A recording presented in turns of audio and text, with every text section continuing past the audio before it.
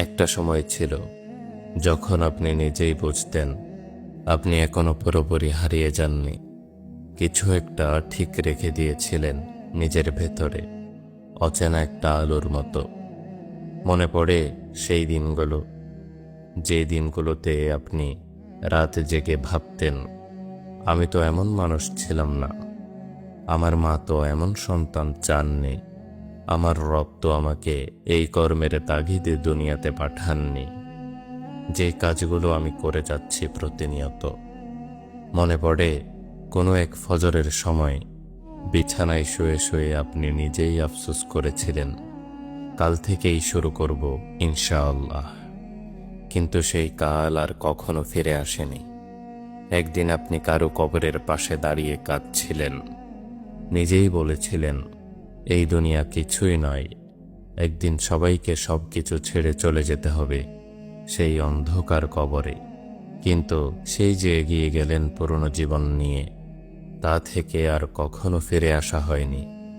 মনে পড়ে আপনার কিছু বন্ধু ছিল, তাদের কেউ নামাজ পড়ত, কেউ চোখ নিচু করে হাঁটত। তাদের দেখলে আপনি একটু নরম হয়ে যেতেন, নিজের ভেতর ক্ষুধাভীতি অনুভব করতেন। আজ তারা হয়তো নেই, কালের আবর্তনে যে যার মতো হারিয়ে গিয়েছে, কিংবা আপনি নিজেই তাদের কাছ থেকে দূরে সরে গিয়েছেন। তখন আপনার কাছে সময় ছিল, শক্তি ছিল, উপলব্ধি ছিল। এত সুযোগ থাকার পরও আপনি কখনো ফিরে আসার চেষ্টা করেননি। আপনার ভেতর এত এত চিন্তা, উপলব্ধি, অনুশোচনা থাকা সত্ত্বেও নিজেকে রবের সান্নিধ্যে অর্পণ করার মতো নেয়ামত আপনি উপভোগ করতে পারেননি। তবে আজও আপনি জীবিত, আজও আপনার মস্তিষ্ক সচল রয়েছে, আজও আপনি বুঝতে পারেন, আজও আফসোস হয় আপনার। কিন্তু ভেতরের একটা অংশ যেন অনেক আগেই মরে গিয়েছে। একটা ভয়, একটা শূন্যতা, একটা দীর্ঘশ্বাস, যা কাউকে বলা যায় না, শুধু মাঝরাতে চোখ ভিজিয়ে দেয়।